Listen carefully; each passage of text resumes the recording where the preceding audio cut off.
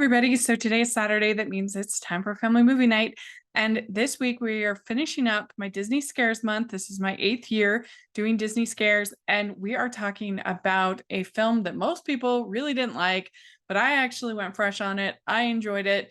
We're talking about The New Mutants. And this movie was just cursed from the start because it was originally a Fox property, part of the X-Men timeline, and then when everything got sold, it got delayed and moved around and for like 3 years. So originally it was planned to air in 2018, and I think that the first trailer was in 2018, and then it just kept getting delayed and delayed and delayed, and then finally in 2020 it got released, and it was when theaters were barely opened and most people hated it that did see it. So it just was one of those movies that just seemed to not catch a break. And it's, in my opinion, it's too bad because I think it does some interesting things that we don't see often in superhero movies.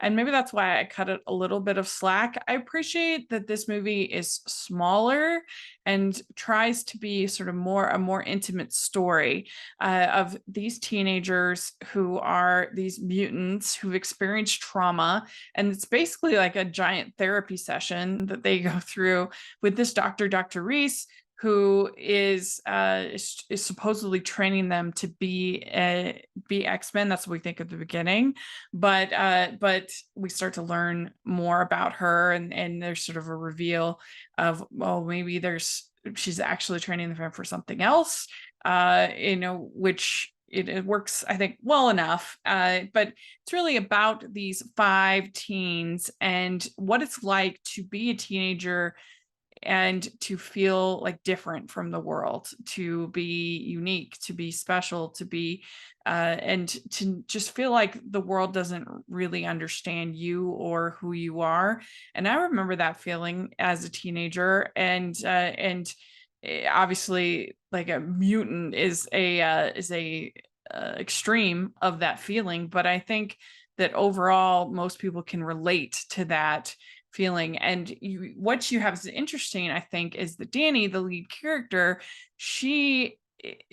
her mutant power is that she manifests your fears, and so throughout the movie, she's confronted with her fears, plus she ends up bringing in the fears of the other 4, and they have to confront that as well. And these have all 5 have had major traumas as a result of being mutants and their mutant powers. And so it's really a movie about feeling different, about overcoming those differences, and also the effects of trauma on teens and on adolescents and growing up. And could it handled those things better? Yes, definitely. But I think the biggest weakness in the movie is actually when it goes full on superhero. I think it's much better when it's staying small and intimate. And then the last like 30 minutes, when you've got the demon bear and all of that, it's less interesting. But I think even then, it's like, to me, it's fun enough and enjoyable enough in those sections.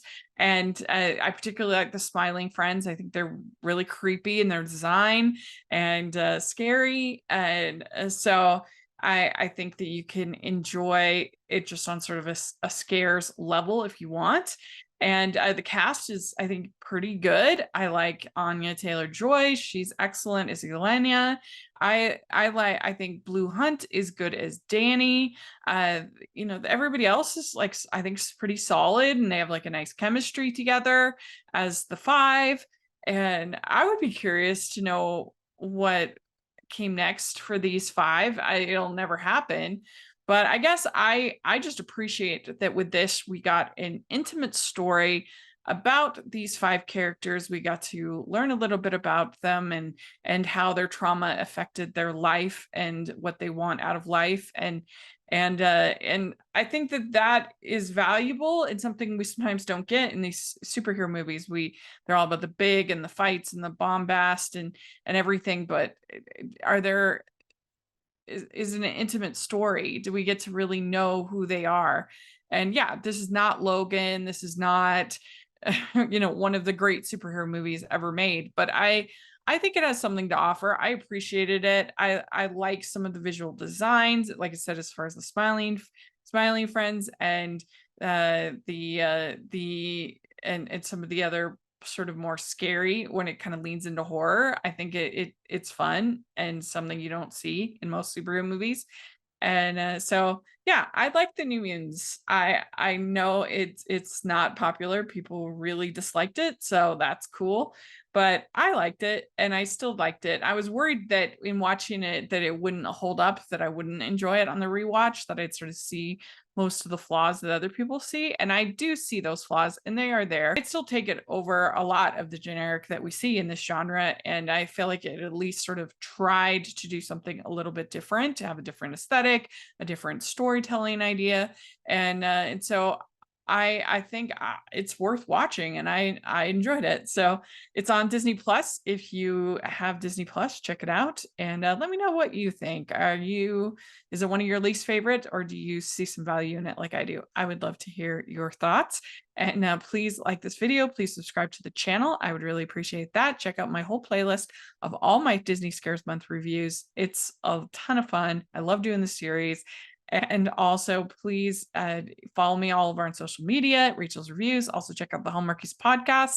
We're like deep into Christmas movie season over there. So, lots of fun stuff going on. Super busy right now in my life, but really proud of everything that we're creating. So please check out the Patreon. I really, really appreciate that. And also the merch store. We have a ton of new designs that have a Barbie inspiration. So please take a look at that, including #animation junkie shirts.